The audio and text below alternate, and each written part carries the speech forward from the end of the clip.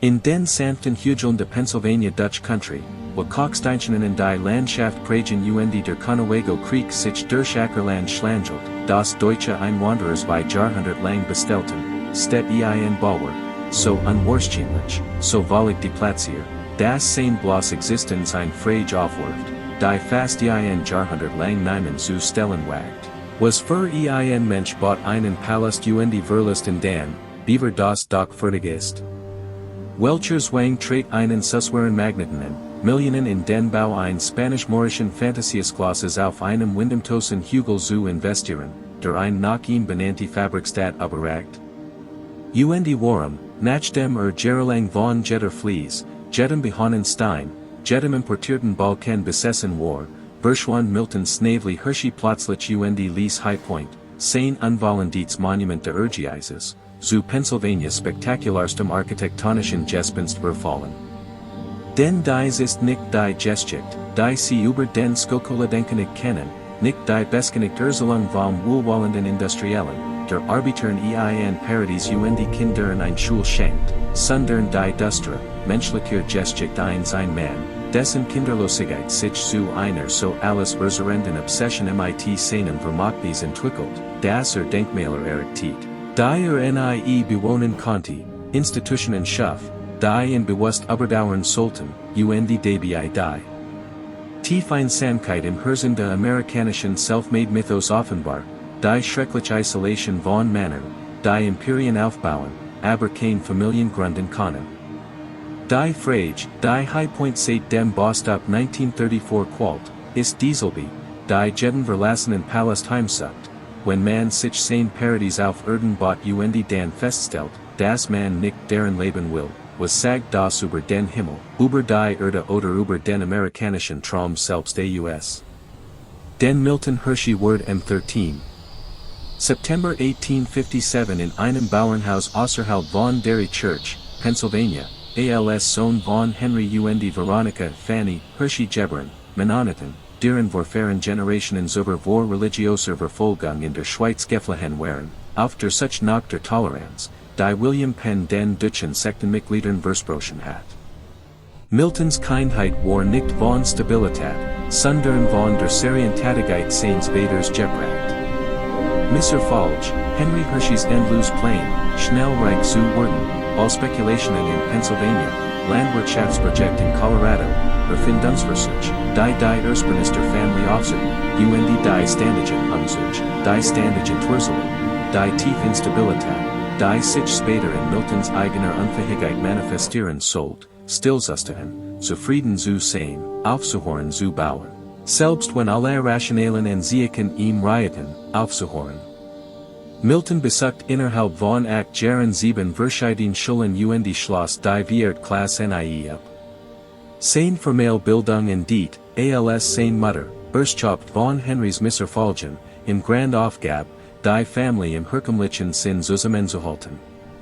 Mit wir Jahren begen Milton ein Druckerlehr, die jetig hast, nach wenigen Monaten entlassen wird.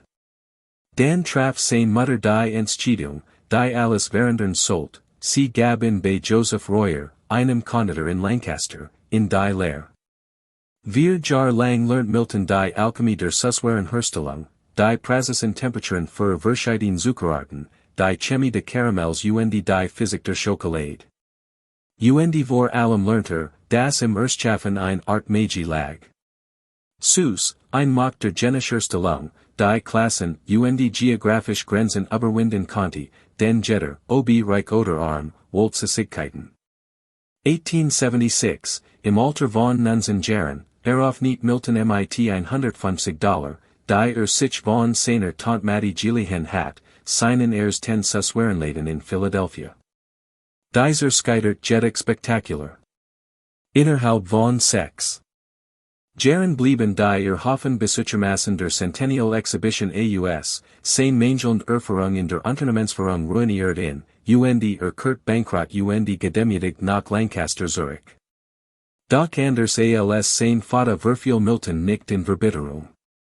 Stattdessen reiste nach Denver, arbeitet für einen anderen Konditor, erlernt eine neue Technik zur Karamellherstellung mit frischer Milch anstelle von Paraffin, Kurt 1883 nach Lancaster Zurich und gründet mit neuen Krediten von Family und Banken die Lancaster Caramel Company. Diesmal führt eine Kombination aus seinem neuen Rezept, unermüdlicher Arbeit und Glück dazu, das 1886 ein Grossauftrag eines englischen Süßwarenimporters eintraf, der seine Karamellbonbons probiert hat. Auf einer Handelsmessstellung Milton Schließlich der Durchbruch, und 1894 beschäftigter bereits 1400 Mitarbeiter und sein Unternehmen war über $1 Million wert.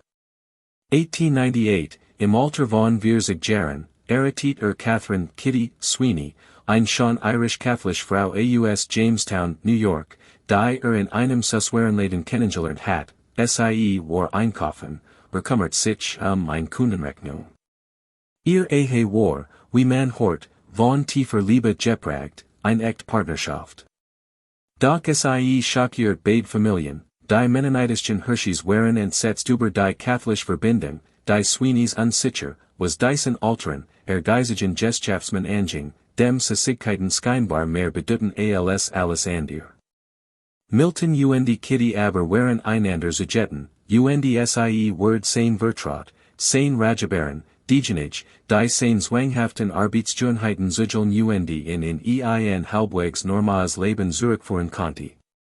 1900, im Alter von 43 Jahren, traf Milton dann eine Entscheidung, die alle schockiert, verkauft die Lancaster Caramel Company für $1 Million.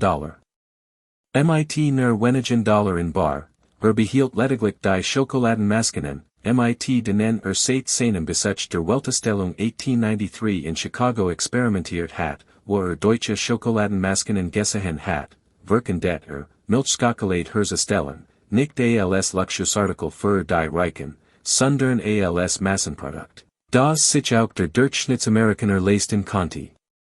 Das galt als Wahnsinn, denn Schokolade war 1900 importiert, elitar, wird hauptsächlich in der Schweiz hergestellt und in exklusiven Gesellschaften verkauft. Die Vorstellung, dass ein Mann aus Pennsylvania, der auch als Pennsylvania Dutchman, bekannt ist, Milchschokolade in industriellen Mengen zu wettbewerbsfähigen Preisen herstellen konnte, schien wahnhaft. Doch Milton hat eine Vision, wollte eine Fabrik mitten im Milchland bauen, frisch Milch von lokalen Bauernhöfen verwenden und einen vertikal integrierten Betrieb schaffen, der jeden Schritt von der Kakaobohne bis zur fertigen Tafel kontrolliert. Nach 2 Jahren erfolgloser Versuch, Milchschokolade war bekanntermaßen schwierig herzustellen, da die Milchfeststoff mit der Kakaobutter auf ein Weiß reagierten, die zu Kornigen, in stablen Produkten führt, perfektionierte schließlich ein Rezeptor und beginn 1903 mit dem Bau einer Fabrik.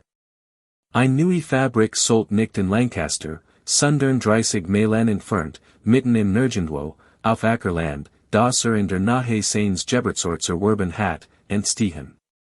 Dies Entscheidung war das erste Anzeichen für Milton Spaters Prägensmerkmal, wollte nicht einfach nur Schokolade herstellen, sondern ein ganz Welters schaffen, ein wohlständig kontrolliertes Umfeld, in dem jeder Aspekt der Produktion und des Lebens nach seinen Vorstellungen optimiert, rationalisiert und perfektioniert werden konnte. So erhebt sich die Fabrik aus den Maisfeldern, ein massives Backsteingebäude mit modernster Technologie. Hierum begann Milton, ein Stadt zu errichten, kein Worksiedlung im Dustern sind den 19. Jahrhunderts, sondern ein geplante Gemeinde mit Bonschonten Straßen, Stadtlichen. Häusern, Parks und Annehmlichkeiten. Denn Milton glaubt, oder gab vor zu glauben, dass zufrieden Arbeiter produktiv Arbeiter sehen, dass die Bereitstellung von hochwertigem Wohnraum und Freizeitangebeten kein Wohltätigkeit, sondern solche Gesellschaftspraxis sei. Historiker werden später darüber streiten, ob es sich dabei echt Wohltätigkeit oder raffiniert Kontrolle handelt, denn das Unternehmen besaß alles, und in Hershey zu leben bedeutet, unter der ständigen Beobachtung des Managements zu stehen. Wohnen und Arbeit waren untrennbar miteinander verbunden, die Gesamtexistenz hing davon ab. Miltons Wohlwollen und der Erfolg der Schokoladenfabrik trugen maßgeblich zum Erfolg bei, doch die Arbeiter, viel von ihnen erst kürzlich eingewandt oder Sohn von born, die nach industriellen und Suchten, beschwerden sich nicht. Gemessen in den Maßstäben der industriellen Amerikas 1900 war Hershey ein Paradies, die Häuser hatten fließendes Wasser, die Straßen waren gepflastert, es gab ein Kaufhaus, ein Bank und schließlich ein Straßenbahn. Vor allem aber boten die Fabriken sichere Arbeit und ordentlich Bezahlung. Die Schokoladenfabrik floriert weit über Miltons Kunstprognosen hinaus. Sein Hershey's Milk Chocolate Bar, der für 5 Cent verkauft wird in ganz Amerika allgegenwärtig. Das Unternehmen beliefert die US Army im Ersten Weltkrieg mit Schokoladenrationen und festigt so seine Verbindung zur amerikanischen Identität. 1918 war Milton Hershey einer der reichsten Männer Pennsylvanias.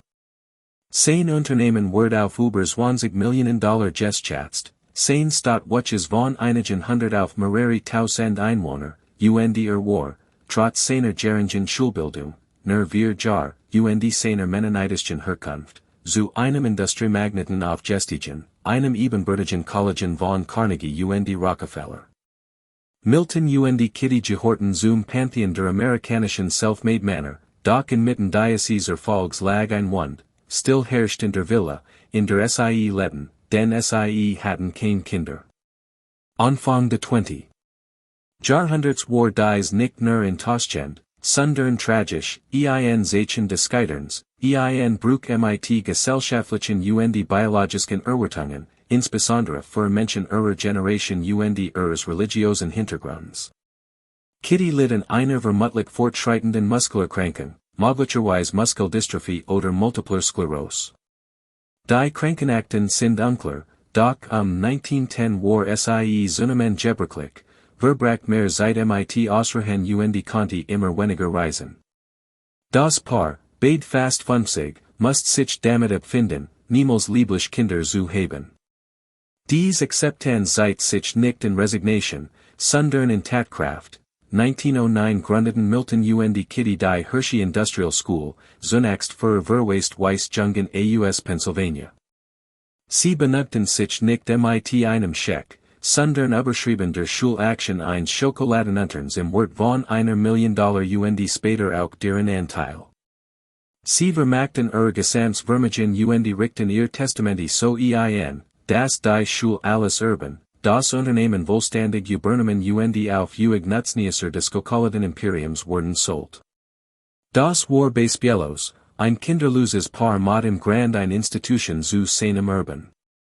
Die Schule eröffnet 1910 mit seinen Schülern auf einem Bauernhof, den Milton gekauft hat.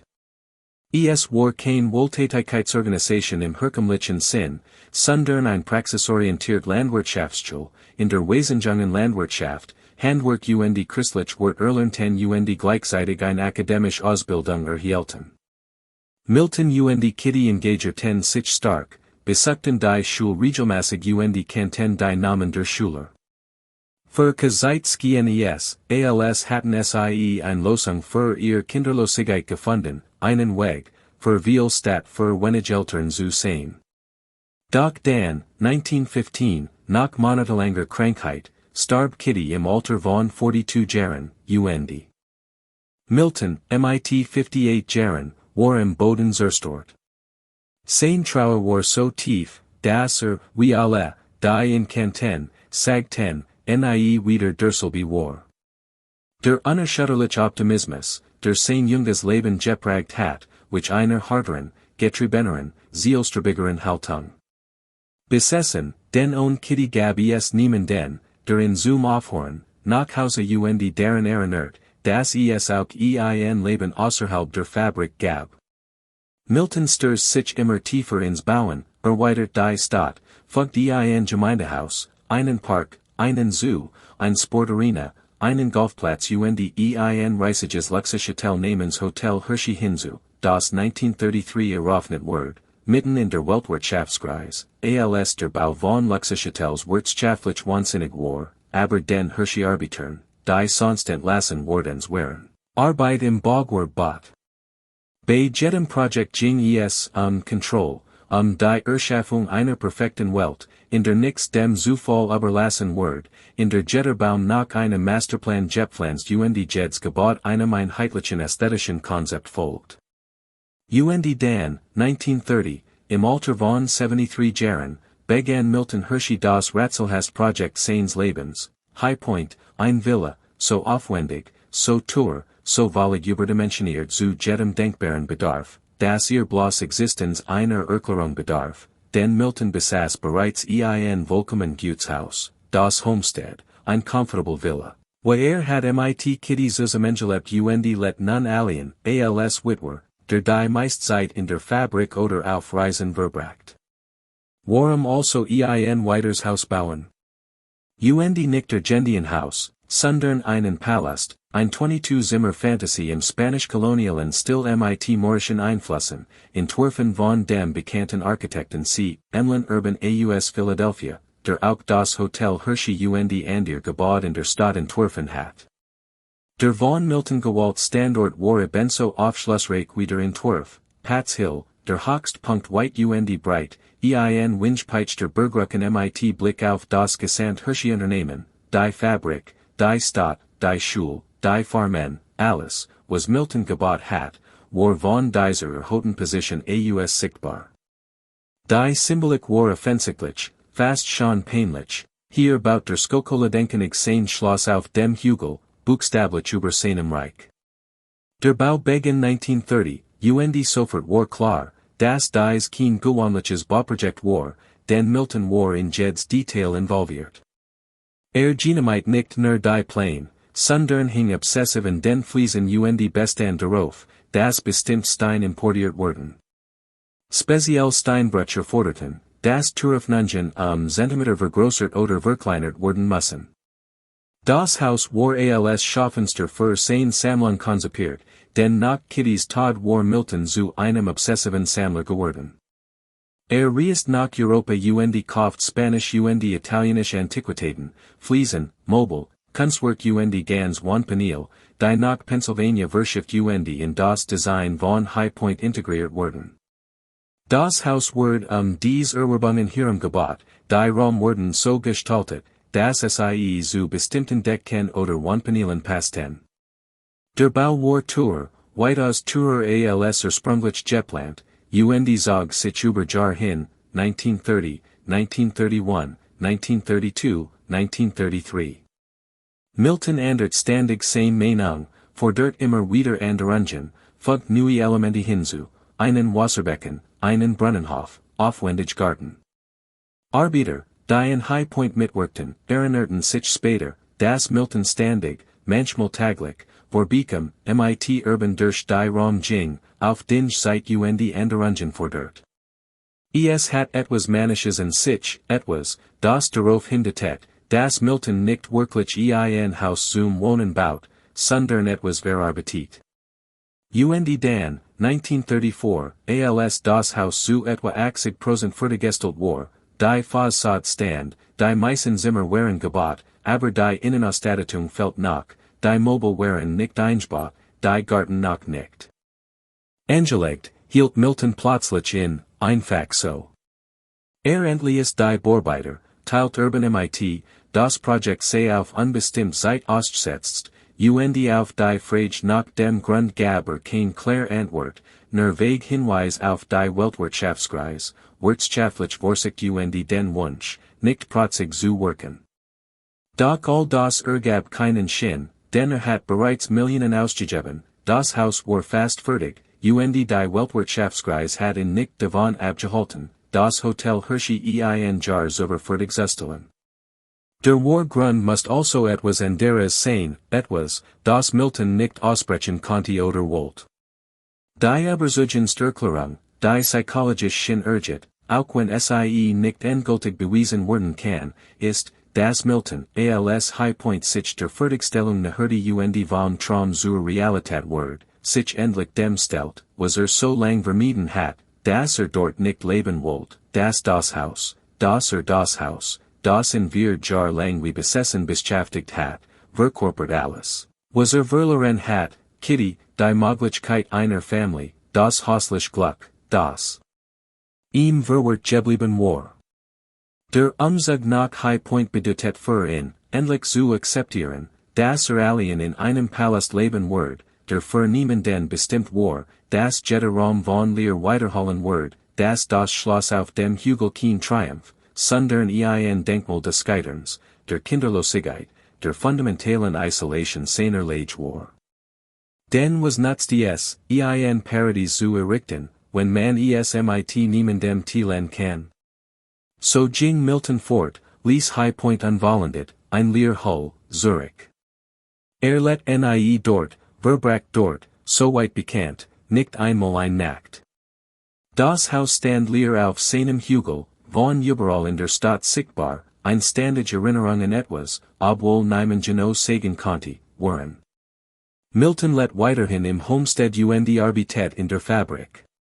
Sein ganz Energie widmet der Schule, baut SIEAUS, investiert mehr Geld, genehmigt persönlich jedes neue Gebäude, jedler Planänderung. 1918 hatten und Kitty die Kontrolle über die Hershey Schule übertragen. Die Chocolate Company wurde zugunsten der Schule und die Hershey Trust Company übertragen, was bedeutet, dass das Waisenhaus eins der großen Suswernunternehmen Amerikas auf Dauer besitzen und kontrollieren wird. Bis 1940 hat die Schule über 1000 Schüler, alles Jungen, die auf bewirtschaften Bauernhöfen in der Umgebung lebten. Milton besuchte regelmäßig, nahm an Gottesdiensten, Sportveranstaltungen und Abschlussfeiern teil. Ehemalige Schüler erinnerten sich später, dass Milton ihr Namen kannte, sich an ihr Herkunft erinnert und sich nach ihren Fortschritten erkundigt. Für Milton war dies Family, die einzige Family, die jemals haben wird, dies Wesenjungen, die seinen Namen und sein Wort weitertragen und sein Imperium urban werden. Der psychologische Mechanismus dahinter ist offensichtlich, wenn man kein Kinder bekommen kann, gründet man eine Institution, die unaufhörlich Kinder hervorbringt, sorgt dafür, dass das Eigenvermächtnis nicht aus biologischen Nachkommen besteht, sondern aus tausenden junger Männer, die einem ihr Bildung, ihr Wort und ihr Chancen verdenken, und Wort Vater nicht nur weniger, sondern vieler. Und es funktioniert, zumindest für Milton, der sein letzten Jahr zwischen der Fabrik und der Schule pendelt. Und das Hotel Hershey, oder ein Suite bewohnt und Hof hielt, Besitzer, Gesellschaftspartner und Schulleiter empfing. Trotz seines Reichtums letter beschieden, trug schlicht Anzug, as in der Kantine der Angestellten und fuhr in einem bescheidenen Auto durch die Stadt. Dies zur Schau gestellt Einfachheit war Thiels Act, Milton Verler nie ein gewiss mennonitisch Abneigung gegen Prunk, Thiels aber auch Inszenierung, Thiel des sorgsam gepflegten Bilds der wohlwollenden Patriarchen, der unter seinem Volk let. Niederlich let nicht wirklich unter ihnen. Sondern in jeder Hinsicht über ihnen, in der Homestead Villa, mit Bediensteten, mit der wohlständigen Kontrolle über deren Beschäftigung und Unterkunft. Das Machtverhältnis war nie ausgeglichen, auch wenn Milton dies vordacht. High-Point stand derweil leer. Während des Zweiten Weltkriegs wurde es kurzsichtig als Krankenhaus oder Bürofläche in Betracht gezogen, aber nie genutzt. Nach dem Krieg blieb es weiterhin ungenutzt, die Elemente begannen ihr Spuren zu hinterlassen, Regen sekurt durch unfertig Dactyl, Fenster wurden von Vandalen oder Stürmen zerbrochen, und das Haus, das Milton gebaut, aber nie bewohnt hat, wurde zu einem verlassenen Gebäude. Hershey's großes architektonisches Rätsel, für alles sichtbar, aber für niemanden zugänglich, und Milton starb 1945 im Alter von 88 Jahren, ohne die Frage High-Point jemals gelöst zu haben. In seinen letzten Jahren wenn danach gefragt wurde, dem Thema aus oder mot vague and detungen, wurde es vielleicht eines Tages fertigstellen. Doch tat es nie, und nach seinem Tod wurde das Haus noch problematischer, denn rechtlich gehört es dem Hershey Trust, was bedeutet, dass es der Schule gehört. Was sollt die Schule mit einem unvollendeten Palast auf einem Hügel empfangen?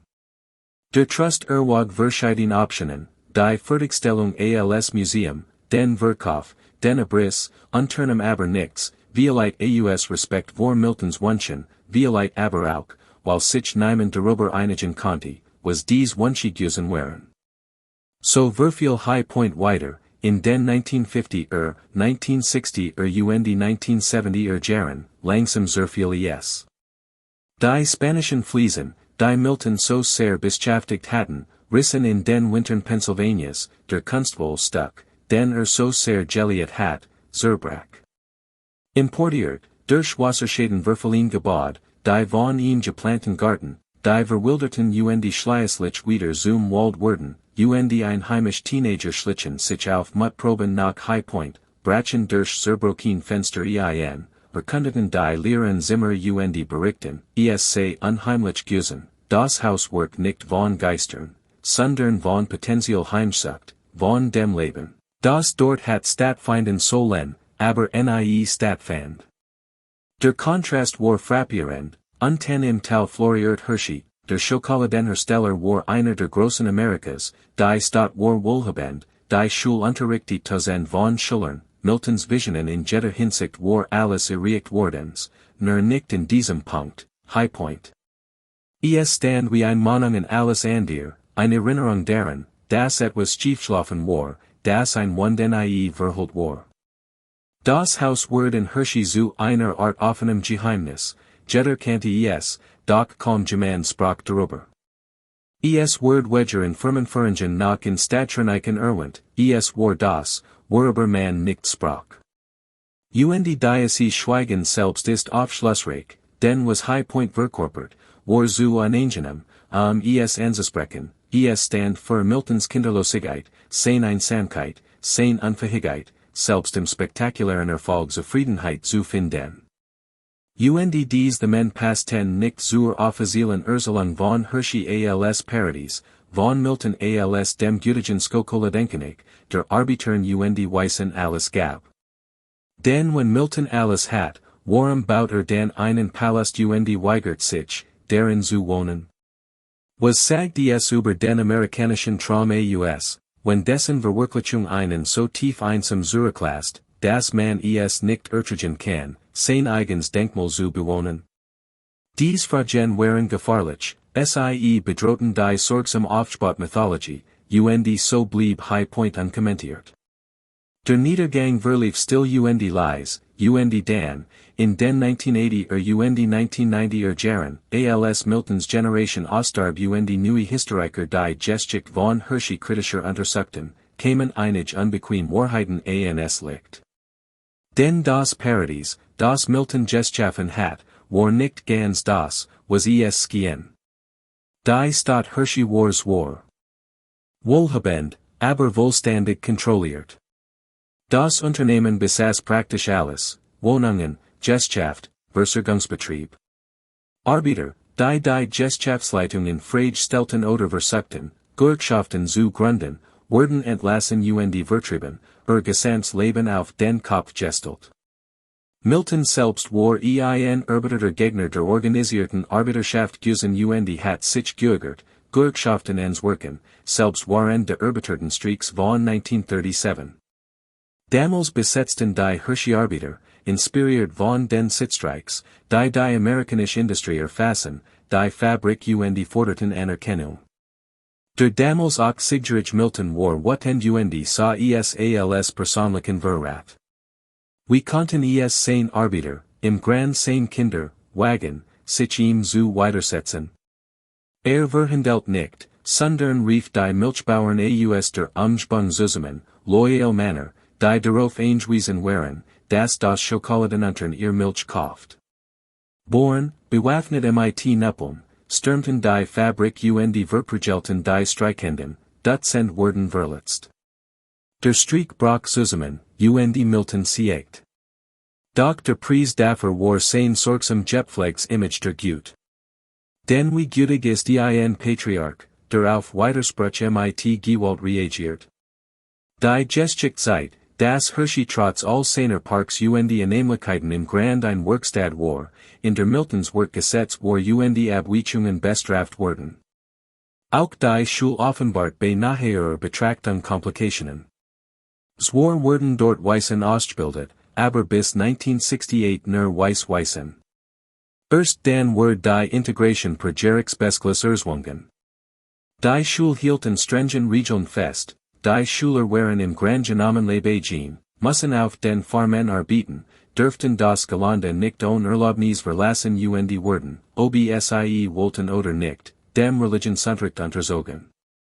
Während viele Absolventen die Schule in guter Erinnerung behielten, beschrieben an der sie als unterdrückend, als einen Ort, an dem Individualität zugunsten von Gehorsam und Konformität unterdrückt wird. Die Schulleitung wird von einem sich selbst erhaltenden Gremium kontrolliert. Die unkontrollierte Führung des Kuratoriums wird in den 1990er und 2000er Jahren zu Skandalen, Führungskraft sollten sich Millionen Beträge waren die Schülerzahlen sanken, und investierten Geld in Büronoveringen und Reisen statt in die Betreuung der Schüler. Schließlich muss 2016 der Generalstaatsanwalt von Pennsylvania eingreifen, Reformen erzwingen und alle daran erinnern, dass die Schulwesen dienen und nicht der Bereicherung der Verwaltung. Doch dies Problem, dies unbequemen Realitäten, waren von Anfang in die Struktur eingebaut, denn Milton hat eine Institution geschaffen, die absolut kontrolliert und von der Annahme, sein Nachfolger werden sein Vision fortführen. Hat jedoch keinen Mechanismus zur Rechenschaftspflicht vorgesehen, keine Möglichkeit geschaffen, zu hinterfragen, ob die Vision nach ihrem Erklärungsweg diente. Genau darin liegt die Gefahr einer wohlwollenden Diktator, sie funktioniert, solange der Diktator wirklich wohlwollend ist. Doch sobald Weg ist, bleibt die Struktur ohne die ursprüngliche Motivation bestehen. Macht korrumpiert, selbst wenn sie von Schokoladenkönig geerbt wird. So auch der Hershey Trust, den Milton als Institution konzipiert hat. Der Huter seines Vermächtnisses wird im späten 20. Jahrhundert zu einem warnenden Beispiel für unkontrolliert institutionelle Macht. Während all dem blieb High-Point-Rätsel und Verfiel Zushens auf seinem Hügel. 1988 traf der Trust schließlich eine Entscheidung, das Haus sollte abgerissen werden. Die Instandhaltung und Fertigstellung waren zu teuer, es hat keinen praktischen Nutzen und war nach fast 60 Jahren Witterungseinflüssen baulich instabil und gefahrlich. Der Abriss begann, doch dann geschah etwas Unerwartetes, das Haus ließ sich nicht so einfach abreißen. Die Konstruktion war zu massiv. Milton hat es für Jahrhundert gebaut. Die Abrissarbeiter stellten fest, dass der importierte Stein, die Stahlernierung und die von Milton gefordert Handwerkskunst High-Point weitaus substanzieller machten als erwartet. Der vollständige Abriss dort Monat. Dabei wurden einige Artefakt geborgen, Fliesen, Mauerwerk und Architekturelement, die in verschiedenen Hershey-Einrichtungen eingelagert und teilweise später in die Renovierung anderer Hershey-Gebäude integriert wurden. So blieben Teil von High-Point erhalten. Fragment von Miltons verlassenen Traum sind über die ganze Stadt verstrahlt, in Mauern und Boden eingelassen, und das Erscheint passend. Der Palast, den nie bewohnen konnte, ist nun buchstäblich in die Strukturen der von ihm geschaffenen Gemeinschaft integriert. Besucht man High-Point, findet man fast nichts mehr. Das Haus ist verschwunden, das Fundament verfehlt, Baume überwatchern alles. Nur genau hinzieht, entdeckt spüren, ein Stück Stutzmauer, einige Terrassenstein, ein Fragment des Wasserbeckens. Es gibt keinen Gedenkstein, kein Plakett, nix, was daran erinnert, dass hier Milton Hersheys groß Torheit stand, sein Denkmal der Einsamkeit, sein unvollendeter Palast. Und diese Abwesenheit ist ein Aussicht für sich, denn Hershey als Stadt ist von ihrem Gründer besessen. Sein Name ist allgegenwärtig, sein Bild auf Schildern und Statuen, sein Geschichte im Hershey Story Museum und den Hershey Garden sowie in unzähligen Büchern und Dokumentationen erzählt. Doch High-Point ist ausgelöscht, vergessen, der einzige Teil von Miltons Geschichte, der es passt nicht ins Bild, und was bedeutet es, dass ein Staat, die von einem Mann erbaut, nach ihm benannt und im Besitz von Institutionen ist, die dieser Mann geschaffen hat, den Teil seiner Geschichte nicht anerkennen kann, der seine Menschlichkeit, sein Scheitern, seine Einsamkeit offenbart. Denn genau das war High-Point, kein Palast, sondern ein Bekenntnis, kein Denkmal der Erfolgs, sondern das Eingeständnis, das Erfolg nicht genig gewesen war, das all die Schokoladenfabriken, geplanten Siedlungen und die Waisenhäuser der Welt die Lehr, die Kitties Tod und die Abwesenheit von Kindern hinterlassen hatten, nicht füllen konnten. Milton baut High-Point, weil glaubt, das Bauenproblem lost. Das hat schon immer getan. Jede Herausforderung in seinem Leben hat bewältigt, indem etwas baut, ein Basier suswaren Fabrik, ein Musterstadt, ein Schul. Und so versucht als mit existenzieller Einsamkeit konfrontiert wird, sich herauszubauen, einen physischen Raum zu erschaffen, so schon, so perfekt, dass das Leben deren irgendwie das Allianzien kompensieren wird. Aber natürlich funktioniert es nicht. Man kann Trauen nicht wegbauen, man kann sich nicht selbst herausbauen. Isolation, und ich glaub, Milton erkannt dies, als High-Point sich der Fertigstellung naherte. Begriff, dass das Haus, von dem so besessen gewesen war, eben nur ein Haus war, das ein einzig nix ändern wird, dass immer noch mit war own Kinder sein wird, egal wie viel Spanisch Fliesen sein wanda schmuckten. Also hört auf, jing weg und ließ es unvollendet, denn die Fertigstellung hat bedeutet, sich seinem Scheitern zu stellen, das Problem zu lösen, für dessen Lösung es gebaut wordens war. Und das ist zutiefst traurig, die Geschichte eines Manns, der die amerikanische Industrie revolutioniert, tausend beschäftigt, Generationen von Waisenkindern eine Ausbildung ermöglicht, ein ganz Staat aus dem nix erschuf, aber sich selbst kein Zuhaus bauen konnte, in dem leben wollte. Die Geschichte von High-Point bildet einen Kontrapunkt zu jeder anderen Hershey-Geschichte, eine Erinnerung daran, dass auch self-made Millionäre nur Menschen sind, das Reichtum nicht vor Verlassen schützt, dass man alles kontrollieren kann, Fabriken, Stadt, Institutionen, und dennoch der grundlegenden Einsamkeit der menschlichen Daseins hilflos ausschliefert ist.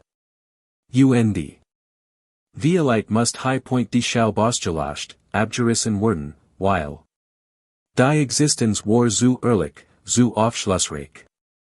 Sie enthielt die Wand hinter der Wohlwollens Fassade, die Leer hinter dem Imperium. Die amerikanische Mythologie bietet keinen Raum für dies Komplexität. Wir wollen, dass unsere self-made Männer mit ihrem Erfolg zufrieden sind, Erfüllung im Erreichten finden.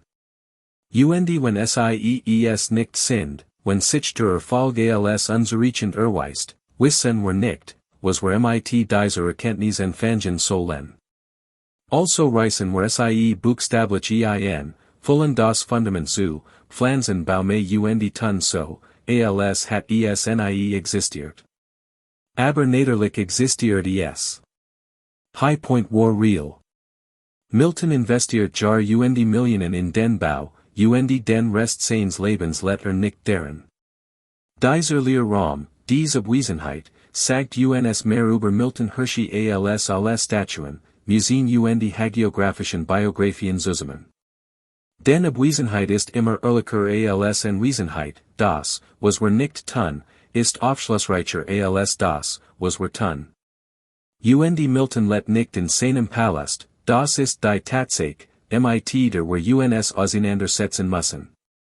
Und was offenbart, ist, dass das Paradies, ob aus Schokolade oder Stone, es bedeutet nix, wenn man alien ist, Diocese Vermachtes ist ein schwacher Trost, wenn man kein eigenen Urban hat, Institutionen, egal wie Gott ausgestattet, sind kein Kinder, und Weisen, egal wie sehr man liebt, sind nicht die eigenen Sohn, und Milton was das, must es wissen, weshalb bin High-Point verfolgt, warum es baut, aber nicht wollenden konnte, warum nie einzog, denn das hat bedeutet. Zuzugeben, dass dies alles war, das Leben, das sich aufgebaut hat, prachtvoll und leer, und das konnte nicht zugeben. Also ließ das Haus leer und konzentriert sich auf die Schule, auf das Geschaft, auf alles andere als die Wahrheit, die sein Palast offenbart. Und wenn Hut Menschen Hershey besuchen, sehen sie die Schokoladenfabrik, den Vergnügungspark und das Hotel Hershey und glauben, Miltons Vermagnis zu sehen, und das tun sie auch, aber sie sehen die Bearbeitet-Version, die schon ergibt, die in den amerikanischen Mythos von harter Arbeit, Erfolg und Wohltätigkeit passt, und was sie nicht sehen, ist High-Point, das Schattenvermagnis, das etwas, das nicht passt, und vielleicht ist das auch gut so, vielleicht sind manch Wahrheiten zu unbequem für den Tourismus. Aber ich würde behaupten, das High-Point der wichtigste der Geschichte ist, denn macht Milton menschlich, verwandelt in von einer Ikon in einen Menschen, seit uns, das selbst Schokoladenkönig bluten. Mehr noch, High-Point zwingt uns, unbequem Fragen über das gesamt Hershey-Unternehmen zu stellen. Denn wenn Milton die Stadt, die Schule und die Fabrik als Ersatz für die Family baut, als Mittel, Vater und Patriarch zu sein, weil nicht Vater und Ehemann sein konnte, was macht das dann aus Hershey selbst? Was bedeutet es, in der Ersatzfamilie eines anderen zu leben, in einem fremden Kompensationsmechanismus erzogen zu werden? Dies Fragen haben kein einfachen Antworten, aber sie sind es wert, gestalt zu werden, denn die Hershey-Geschichte ist im Kern amerikanisch, der Self-Made-Man, der wohlwollend Industriell, die geplante Siedlung. Und wenn es in dieser Geschichte Dunkelheit gibt, wenn der Palast des Schokoladenkönigs in Wirklichkeit ein Gefängnis war, das sich selbst gebaut hat, dann müssen wir vielleicht unsicher. Milton Hershey hinterfragt sein eigenen Vorstellungen von Erfolg, Vermagnis und dem amerikanischen Traum, denn erreicht alles, was dieser Traum verspricht, Reichtum, Macht, Einfluss, Unsterblichkeit durch Institutionen, die seinen Namen tragen, und doch baut einen Palast, in dem nicht leben konnte. Wenn uns das nicht den Traum selbst hinterfragen lässt, was dann? So steht High-Point, oder besser gesagt, es steht nicht mehr, existiert nur noch in Fotografien, Erinnerungen und verstritten Artefakten. Die in ander Gebot eingebaut sind, als Denkmal für das, was die offiziell Geschichte nicht fassen kann, für die Einsamkeit, die Reichtum nicht heilen kann, für das grundlegend menschliche Bedürfnis nach Verbundenheit, das welcher Schokolade nach kontrolliert Gemeinschaften nach get ausgestattet Schulen stillen können. Milton Hershey starb 1945, dies Gemals jealous zu haben, Gemals einen Weg gefunden zu haben, mit der Lehre im Zentrum seines Erfolgs zu leben. Sein Staat besteht fort, sein Unternehmen besteht fort, sein Schule besteht fort, alle florieren, alle sind nach allen gängigen Maßstäben erfolgreich. Doch irgendwo auf Pat's Hill, wo Baume Hut über die Fundamente wachsen und jugendlich immer noch gelegentlich nach Überressen suchen, gibt es eine Abwesenheit, die ein ander Geschichte erzählt, ein Geisterpalast, der von den Grenzen der amerikanischen Urgeises zut, von der Wahrheit, dass man alles bauen kann, außer dem, was man wirklich braucht. Und vielleicht ist das die Warlehre von High-Point, nicht Inspiration, sondern Warnung, nicht Triumph, sondern Tragödie, eine Erinnerung daran, dass jedes Imperium ein Lehr in seinem Inneren hat, jede Erfolgsgeschichte irgendwo ein unvollendeter Palast. Und die Frage, die wir uns stellen sollten, ist nicht, warum Milton High-Point erbaut, sondern warum wir so viel Jahrzehnte damit verbracht haben, seine Existenz zu vergessen. Denn dieses Vergessen, dieser Abriss, dies Auslöschung ist selbst ein Geschichte darüber, was wir sehen wollen und was wir verbergen müssen, darüber, welch Teil unserer Geschichte wir bewahren und welch wir unter Baumen und Schweigen begraben.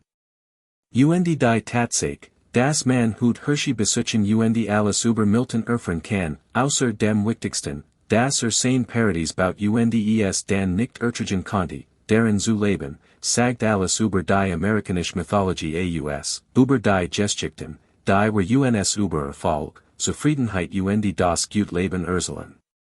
Denn wenn wir zugeben werden, dass der Schokoladenkönig starb, einsam trotz all seiner Errungenschaften, Hatten were High-Point-Als Museum der Grenzen Amerikanischen Ergieises bewahrt, anstatt es beschämt abzureißen. Hatten were UNS MIT unbequemen Wahrheiten auseinandersetzen müssen, was were Wirtschaften, was were Opfern UNDOB das Streben nach einem Vermögnis den Preis tatsächlich wert ist. Die Stadt Hershey will sich dem nicht stellen, das Unternehmen Hershey nicht, UND Amerika will sich dem nicht stellen. Also wird High-Point abgerissen, ausgelöscht, vergessen. Stattdessen Ursulen were die Andir Geschichte, die Sober, die Geschichte ohne Schatten. Millionen von Touristen besuchen den Ort jedes Jahr, essen Schokolade, fahren Achterbahn UND Glauben, Milton Hersheys Geschichte zu kennen. Doch das tun sie nicht, denn die Geschichte ist unvollständig und den Palast auf dem Hügel, und die leeren Raum, die spanischen Fliesen UND den Spiegelteig, der nie etwas anderes als Miltons eigene Abwesenheit widerspiegelt. Genau das macht High-Point so wesentlich, nicht nebensächlich, so zentral, nicht marginal. Denn es ist der Ort, an dem der Mythos zerbricht, wo der Vorhang ist. UND were sehen, was dahinter steckt, ein Mann, einfach nur ein Mann, ungemeiner Fallgreich UND Zutiefst traurig, der alles bauen konnte außer dem, was am meisten braucht, der alles kontrollieren konnte außer seiner eigenen Einsamkeit, UND der UNS am Ende nicht nur ein Schokoladen-Imperium hinterließ, sondern auch ein Warnen Geschichte über die Gefahren, Denkmäler MIT Bedeutung. Institutionen MIT Intimität UND Vermögnis MIT Liebe zu verwechseln. Denn Milton Hershey gab alles für die Zukunft, sein Vermögen, sein Staat, seinen Namen, UND konnte sich selbst keinen Grund geben, in dem Palast zu leben, den erbaut hat. UND Diocese Scheitern, Diocese Zutiefst menschlich Scheitern, ist sein wichtigstes Geschenk in UNS, wenn wir bereit sind, es anzunehmen.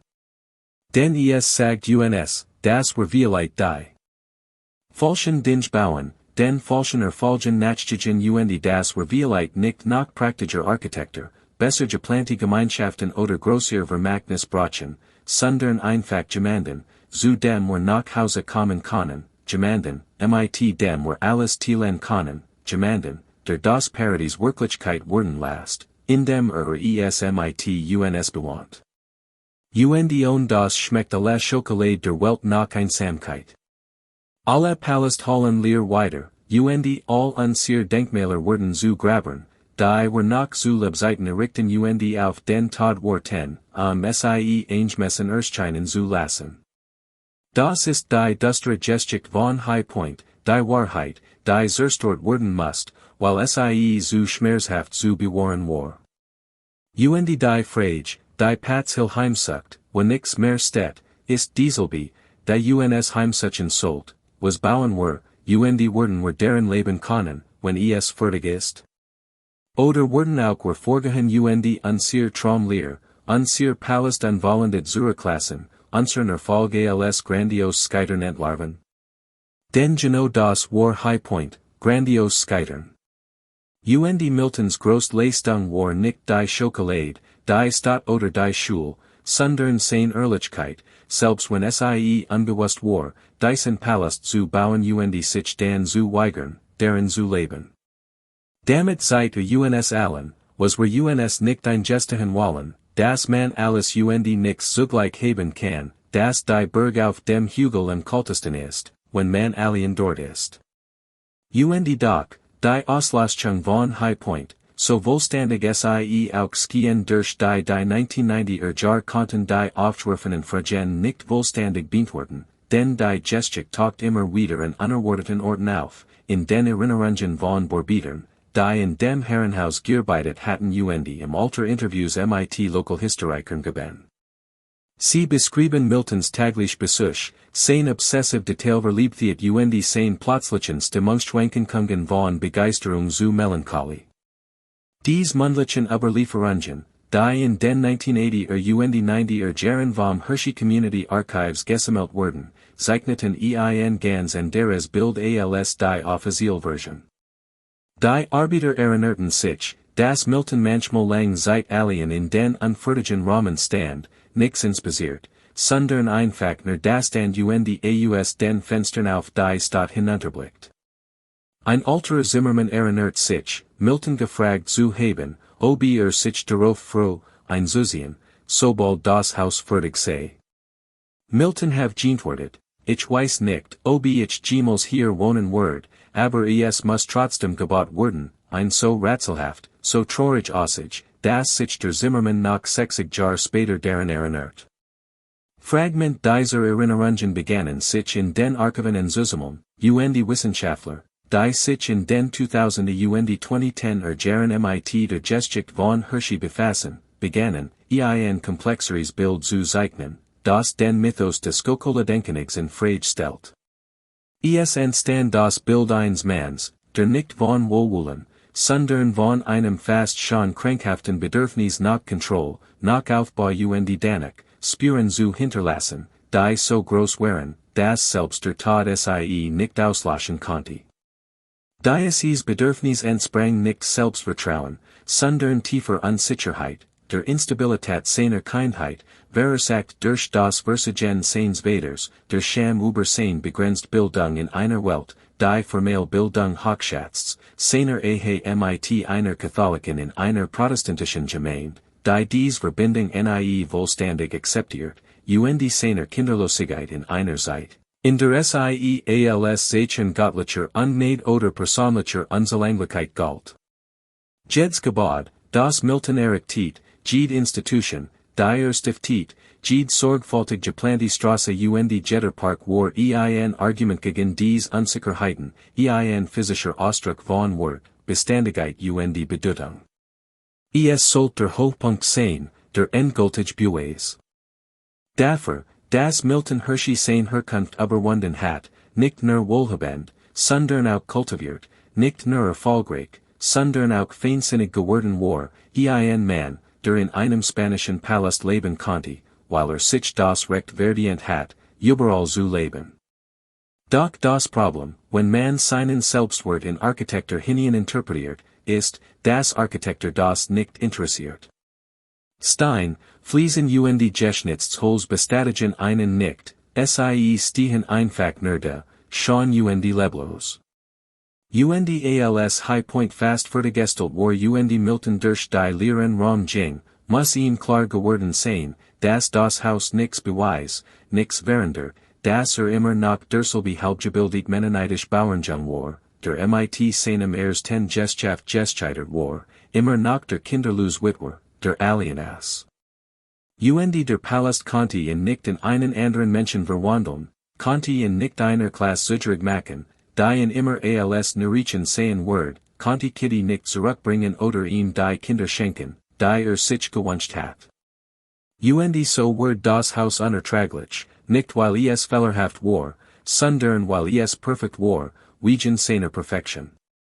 Dies offenbart die Sinnlosigkeit der gesamten Unterfangens, und der Rückzug war die einzig ehrliche Reaktion, ein Eingeständnis, dass man sich nicht in einen anderen Menschen verwandeln kann, das Denkmäler nicht erlösen, sondern nur erinnern, und das High-Point Verlust erinnert.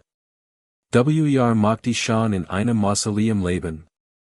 Die psychologische Deutung, so unbeweisbar sie auch sein mag, erklärt die ansonsten unerklärliche Entscheidung, ein fast fertiggestellt $1,000,000 Villa aufzugeben, und sie erklärt auch Miltons Verstarks Engagement für die Schule nach 1934, denn die Schule bat etwas, was High-Point nicht beiden konnte, sie war lebendig, sie verandert sich, sie brach jebel die Jungen herwehr, die mit Miltons Namen und Worten in die Welt hinausgingen.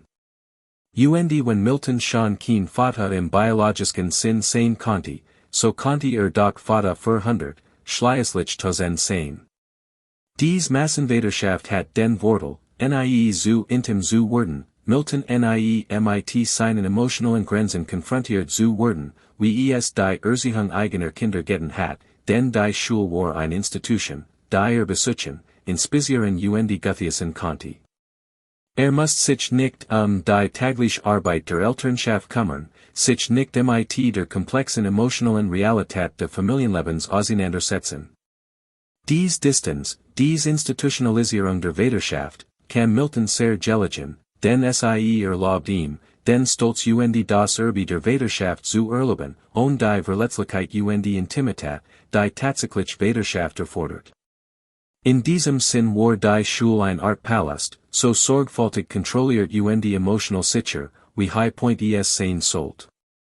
Die Jungen, die dort lebten, wurden zwar materiell versorgt, aber auch auf Distanz gehalten, denn Miltons Engagement, so aufrichtig es auch war, blieb stets das eines Wohltäters, der sein Schützling besucht, nie das eines Vaters, der mit seinen Sohnen zusammenlebt. Ehemalige Schüler aus Miltons Zeit beschreiben in als freundlich, aber distanziert, großzügig, aber formlich, einen Mann, dem das Wohl seiner Kinder sichtlich am Herzen lag, der aber nie wirklich eine Verbindung zu ihnen aufbaut. Dies emotionale Unerreichbarkeit, dies Unfähigkeit, Menschen wirklich in sich heranzulassen, war Miltons grundlegend Schwäche prägte alles, was schuf. Denn all seine Schöpfungen, die Fabrik, die Stadt, die Schule, High-Point, waren abundant in Kontrolle, versuch, menschlich umgebunden so zu gestalten, das sie. Spontaneität, Unvorhersehbarkeit echt Intimität wurden dadurch überflüssig, das funktioniert im gesellschaftlichen Kontext mehr oder weniger, die Schokoladenfabrik war außerordentlich effizient. Doch im persönlichen Bereich scheitert sie völlig, denn Liebe lässt sich nicht planen, Beziehungen lassen sich nicht kontrollieren. High-Point steht, oder stand, als Bues für Diözese scheitern, Haus, das Milton Gefühl von Zuhaus vermitteln sollt, in aber stattdessen einsamer den fühlen ließ. Die Tragik liegt darin, dass Milton mit ziemlicher Sicherheit nicht verstand, warum. Wusste nur, dass dort nicht leben konnte, dass in der Gedanke, dies perfekten Raum zu bewohnen, mit grauen als mit Vorfurter fühlt. Also ging sprach nie ehrlich darüber, erklärt es sich nicht einmal selbst. Die Menschen in ihrem, angestellt, Truhande Stadtbeamt, drängten ihn nicht, denn man drängt Milton Hershey nicht. Seine Autorität war absolut, wenn beschloss, einen Palast aufzugeben, nun, dann war das sein Gutsrecht. Die finanzielle Verschwendung, der architektonische Verlust, die Skier Fremdartigkeit. Alle Entscheidungen waren dem Prinzip untergeordnet, das Milton am besten wusste, dem Gründungsmythos von Hershey, Pennsylvania, das Urteil des Schokoladenkönigs war unfehlbar, seine Entscheidungen, so unerklärlich sie auch sein mochten, dienten einem höheren Zweck. Dieser Mythos hielt sich hartnäckig, selbst als sich die Beweis dafür hoffen, dass Milton ein Mensch war, fehlbar, fähig zu Fehlern Fehlerteilen. Der Streik von 1937 hat diesen Mythos eigentlich zerstören müssen, die Guldsame Reaktion des Unternehmens, die Born, die Arbeiter mit Nippeln schlugen, waren Milton aus der Fern Susse, dies hat die Eisern Faust hinter dem wohlwollenden Hansche offenbaren müssen. Doch der Mythos passt sich an, stilisiert den Streik zu einer Ausnahmeerscheinung, zu einem Moment, in dem undenkbar Arbeiter ihren Platz vergaßen. Miltons Ruf blieb weitgehend intakt, High-Point, das einen weiteren Riss im Mythos hat aufdecken können, wurde stattdessen verborgen, buchstäblich dem Erdboden gleichgemacht. So blieb die Mythologie bestehen. So erhalt sich Macht aufrecht, nicht durch rohe Herrschaft, sondern durch die Kontrolle der Erziehung, durch die sorgfältige Auswahl der Fakten, die betont welch verschwiegen wurden. Die Geschichte von Milton wurde verdrängt, Hershey, die Institution, der Trust, das Unternehmen die Stadt, hat jedes Interesse daran, die Erziehung vom wohlwollenden Patriarchen aufrechtzuerhalten. Denn dies Geschichte rechtfertigt die Gesamtgesellschaftsstruktur, den Besitz der Wohnungen durch das Unternehmen, die Kontrolle der Schule durch den Trust, die fortwährende Selbstverwaltung durch selbstgewählte Gremien. All das war legitim, solange Milton als Heiliger galt. Doch wenn Milton tatsächlich komplizierter, Gebrechiner, emotional beschränkter Mann war, der Denkmäler errichtet, seine Lehr zu kompensieren, dann sollten die von ihm geschaffenen Strukturen hinterfragt, reformiert demokratisiert werden. Die Machthaber in Hershey wollten dies hinterfragen nicht, also must High-Point-Rätsel. Mit ihm verschwander sichtbarst Beweis für Miltons Menschlichkeit, seine Scheitern, seine Grenzen.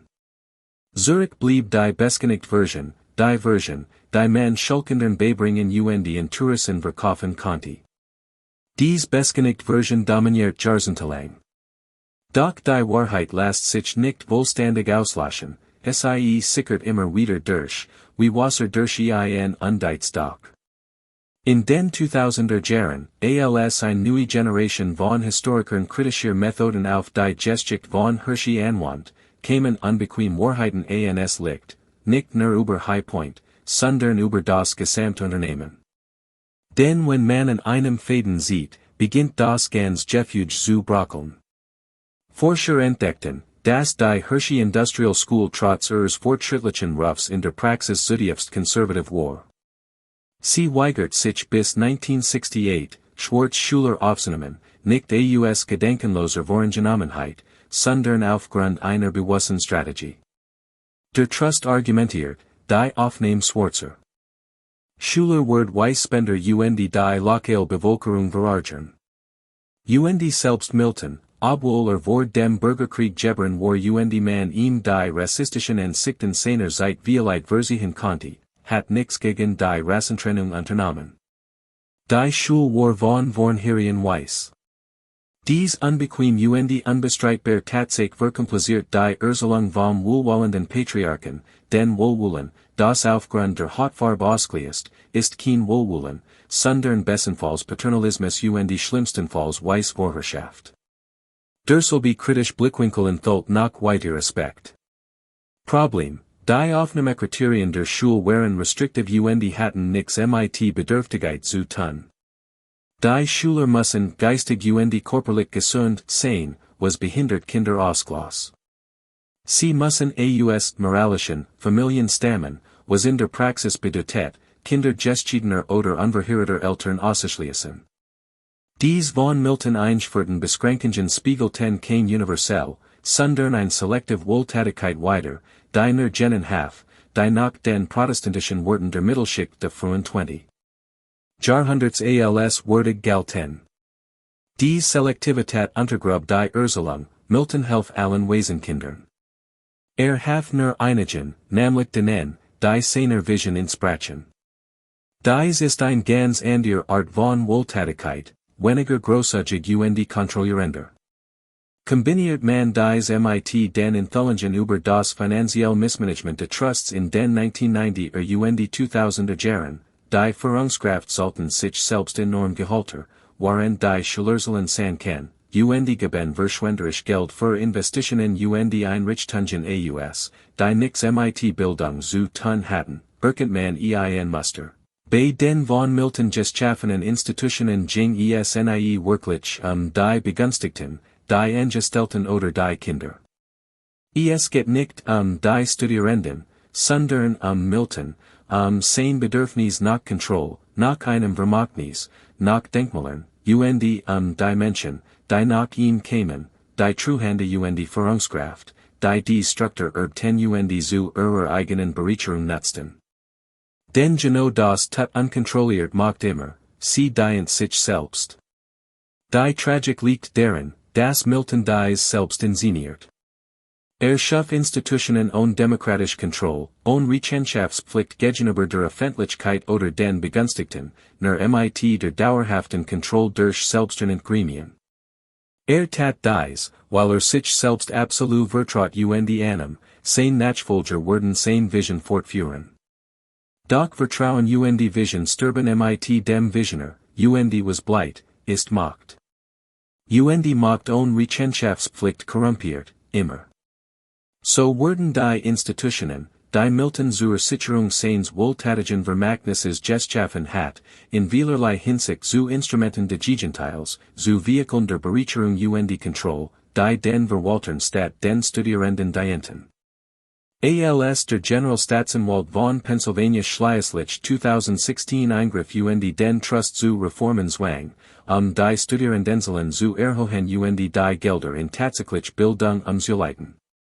Es ging weniger die Vergütung von Führungskräften, sondern vielmehr das Eingeständnis, dass Miltons Konzept gescheitert war, dass ein wohlwollender Diktator selbst dann nicht funktioniert, wenn der Diktator wohlwollend ist, while die Struktur den man überdauert und die Struktur letztendlich entschiedend ist. Miltons Struktur war autoritar, paternalistisch und undemokratisch, und die Tatsache, dass sie einige positive Ergebnis hervorbracht, viel Studenten wurden ausgebildet, war ein weiterer wichtiger Punkt. Das viel Arbeiter dort untergebracht waren, ändert nichts an dem grundlegenden Problem, dass das Leben der Menschen von einer Institution kontrolliert wird, in der sie weder Mitspracherecht noch Wahlrecht hatten und über die sie kein Macht besaßen. Dies ist die bittere Wahrheit, die High-Point flüstert und die Geschichte der Schule besucht. Milton Hershey war kein Wohltäter, sondern ein Kontrollierer, kein Geber, sondern ein Schöpfer abhängiger Beziehungen. Alles, was baut, von der Fabrik über die Stadt und die Schule bis hin zum verlassenen Palast, diente dazu, seine Vision der Welt aufzuzwingen und das Leben der Menschen nach seinem Plan zu formen. Die Tatsache, dass sein Plan für die Verhältnis der frühen 20. Jahrhunderts relativ fortschrittlich war, machten nicht weniger kontrollierend, weniger paternalistisch, nicht weniger fundamental im Widerspruch zur Menschenwürde und die Autonomie stehend. High-Point wird in diesem Licht nicht zu einer Ausnahmeerscheinung, sondern zum reinsten Ausdruck von Miltons Projekt, ein vollständig kontrolliert Umschwung, in der jede Fliese ausstrahlt, jeder Raum gestaltet, jede Aussicht kalkuliert war, ein Gesamtkunstwerk, das zugleich ein totales Gefängnis war. Und Milton konnte dort nicht leben, weil auf einer gewissen Ebene konnte, was es war, konnte, das. Der logische Endpunkt seines Kontrollbedürfnisses war ein schöner Kaffee, und brachte es nicht übers Herz, sich darin einzuschließen. Also ging fort, doch ist die anderen Kaffees nicht die Fabrik, in der die Arbeiter kein Gewerkschaftsrecht hatten, die Stadt, in der die Einwohner kein Eigentumsrecht besaßen, die Schule, in der die Schüler keine Autonomie hatten. Dies Kaffees hielt bis zu seinem Tod aufrecht, und sie bestanden auch nach seinem Tod fort und existieren in abgewandelter Form bis heute. Denn Hershey, Pennsylvania, ist de facto immer noch ein Firmenstadt, der Trust besitzt weiterhin riesige Immobilienbestand, hat nach wie vor enormen Einfluss auf die Lokalpolitik und die Wirtschaft aus, und die Schule, obwohl reformiert, arbeitet immer noch nach dem von Milton etablierten Grundprinzip, das Wohlhabende Institutionen besser als Familien wissen, was Kinder brauchen. Das die Herausnahme von Kindern aus ihren Gemeinschaften und ihr Erziehung in kontrollierten Umgebungen. Wohltätigkeit und nicht Sozialtechnik ist. Dies Annahmen, so tief in der Geschichte von Hershey verwurzelt, werden hinterfragt zu werden, denn sie spiegeln eine spezifisch amerikanische Form der Wohltätigkeit wider, die untrennbar mit Kontroll verbunden ist und davon ausgeht, dass die Reichen nicht nur Ressourcen, sondern auch Weisheit besitzen, nicht nur Geld, sondern auch Weisheit. Moralische Autorität und die Behauptung, die richtig Antwort auf Armut und Verwaistheit besteht nicht darin, systemisch Problemanzügen oder Gemeinschaften zu starken, sondern die würdigen Individuen zu entfernen und sie nach bürgerlichen Werten zu formen. Dieses Modell hat Milton Hershey nicht erfunden, sondern von früheren Reformern und Industriellen übernommen. Perfektioniert es jedoch, skaliert es, verfestigt es durch die Investition in Schokoladenvermittlungs, und das Ergebnis ist eine Institution, die wahrscheinlich Jahrhundert bestehen wird und die Schüler nach den Prinzipien eines Manns erzielt, der 1945 starb. Darin ist etwas zutiefst antidemokratisches, die Todhand der Vergangenheit, die Gegenwart beherrscht, die Vision eines Manns, sogar gemeint sie auch sein mag, die Leben für immer prägt.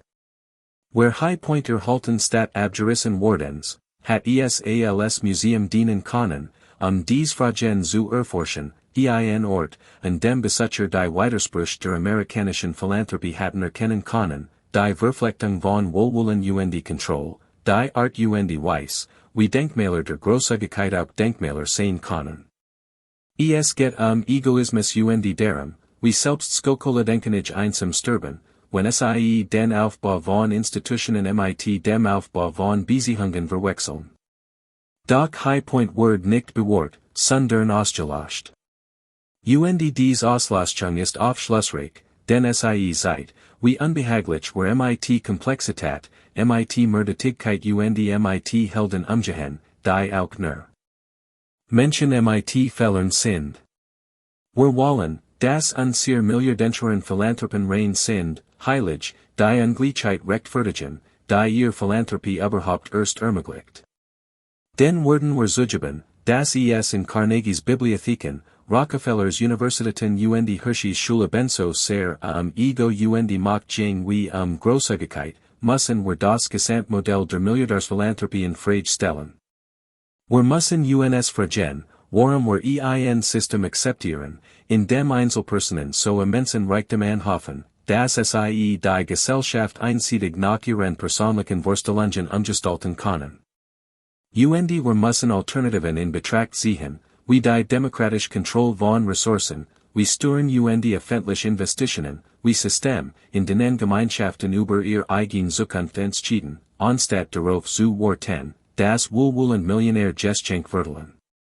Dies Fragen sind gefährlich für die etablierte Ordnung, sie bedrohen den Mythos, der extrem Ungleichheit rechtfertigt.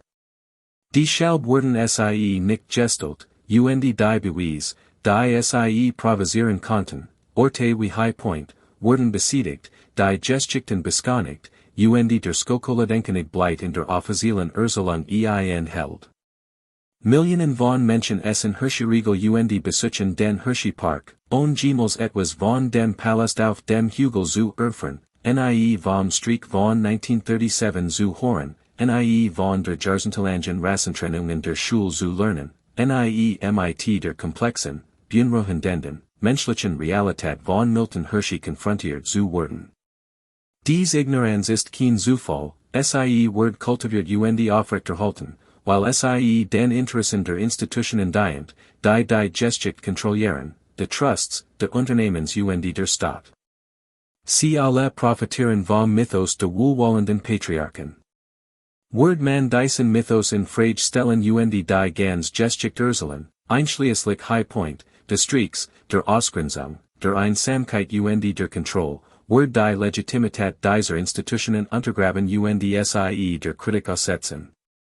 Und Forderungen nach Reformen, und so halt sich der Mythos hartnäckig, und die Wahrheit wird, im wahrsten Sinn des Wortes, unterbaumen, still und selektiver Erinnerung begraben, und das ist die letzte Tragödie von High-Point, nicht das es erbot und verlassen wird, nicht das es abgerissen und vergessen wird, sondern das es uns etwas Wesentliches über Reichtum, Macht und den amerikanischen Traum hat lehren können, etwas, das wir dringend lernen müssen, Denkmäler zu errichten Macht.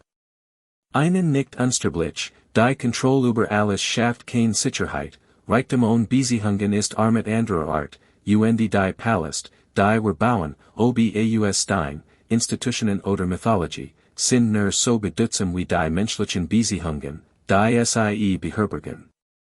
Milton Hershey baut überall Palast, Fabriken, Stadt und Schulen, aber konnte kein Zuhaus bauen, keinen intimen menschlichen Raum schaffen, in dem wirklich leben konnte, und die scheitern, zutiefst menschlich scheitern, ist das wertvollst, was uns hinterlassen hat, denn es seit uns, was wir nicht tun sollten, es warnt uns. Das der Weg der Kontrolle und der Denkmäler nirgendwohin führt, dass das Vermögnis nur ein schwacher Trost ist. Institutionen sind nur ein schwacher Ersatz für Liebe, und oft sind die erfolgreichsten Menschen in den wirklich wichtigen Dingen am erfolglosesten.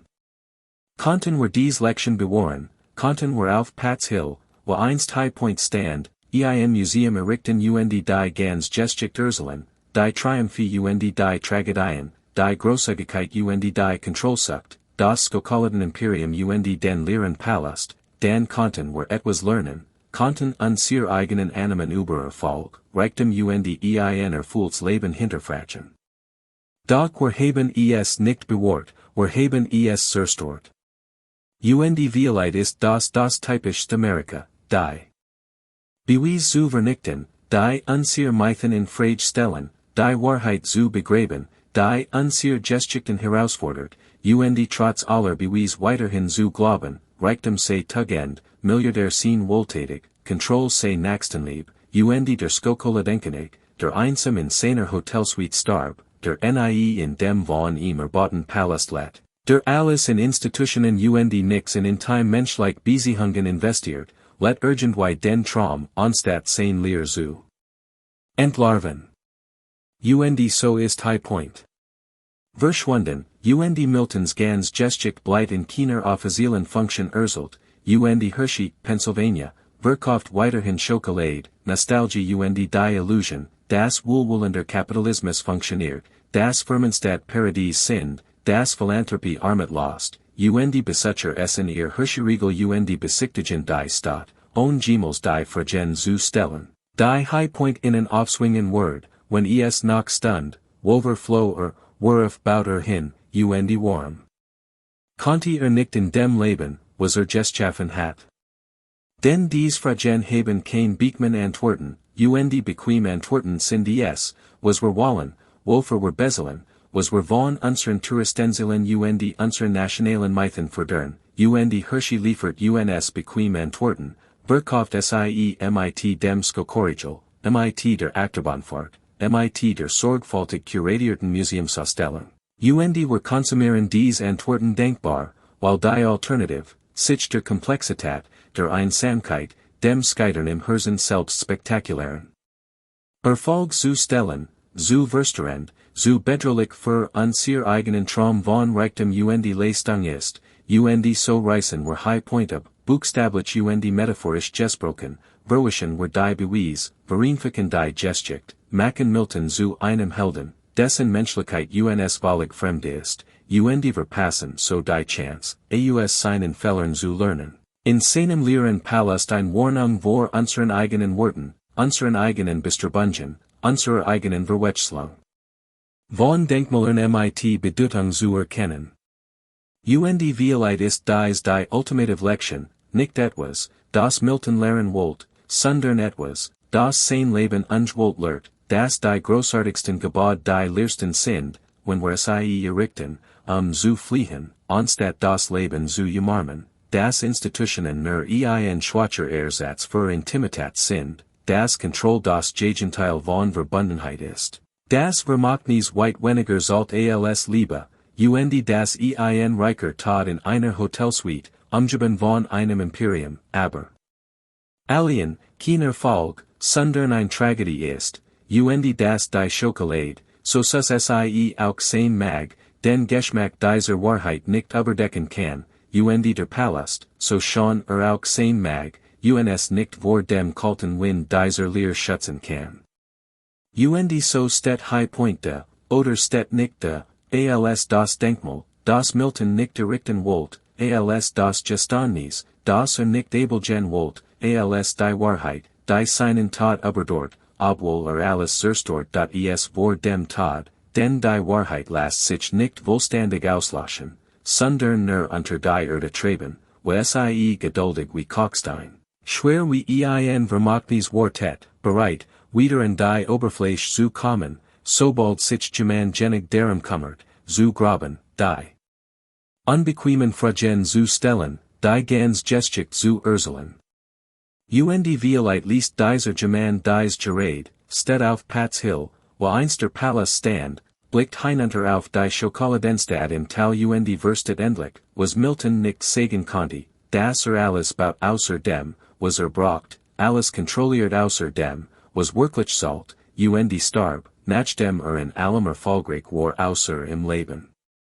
Und genau das müssen wir aus den Ruinen von High-Point lernen, Erfolg ohne Verbindung ist Scheitern, Denkmäler ohne Bedeutung sind Gräber, Kontrolle ohne Liebe ist Gefängnis, und manchmal ist das mutigst, was wir tun können, nicht einen neuen Palast zu bauen, sondern die bereits errichteten zu verlassen, unser Denkmäler de Egos und der Kontrolle aufzuhören, perfekt Welten zu entwerfen und in der unvollkommenen Realität zu leben, Intimität der Institution vorzusehen, Praisens dem Vermachnis, Liebe dem Stein. Und Violite, nur Violite, zu Verstehen, das groß Geschenk des Schokoladenkönigs nicht die Schokolade, die Stadt oder die Schulwar, sondern der Palast, in dem nicht leben konnte, das Denkmal der Einsamkeit, das uns lehrt, wenn wir bereit sind zu lernen, dass der einzige Palast, der Wort ist, gebaut zu werden, der ist, den man teilen kann, das einzige Denkmal, das Wort ist. Geschaffen zu werden, ein erfülltes Leben mit anderen ist und das einzige Vermachnis, das Wort ist, hinterlassen zu werden, die Erinnerung daran ist, Geliet zu haben und Geliet worden zu sein. Denn alles andere, all der Stein, die Fliesen und das Geschnitzt all die Institutionen und Stiftungen, all die Stadt, die nach uns benannt sind, und die Schulen, die aufwendig finanziert wurden, verwandelt sich in Staub und still und Baume, die über Fundamente wachsen. Und was bleit, das einzig, was jemals bleit, ist die Antwort auf die einfachste Frage, hast du gut Geliet und wurdest du im Gegenzug Geliet? Und Milton Hersheys Antwort, die von seinem leeren Palast auf dem Hügel weiterhalt, ist nein. Und dies nein, dies Abwesenheit, dies still, ist sein Letztlection, sein wichtigstes Vermachnis, die Wahrheit, die sein abgerissener Palast nach immer jedem verkündet, der bereit ist zu zuhören.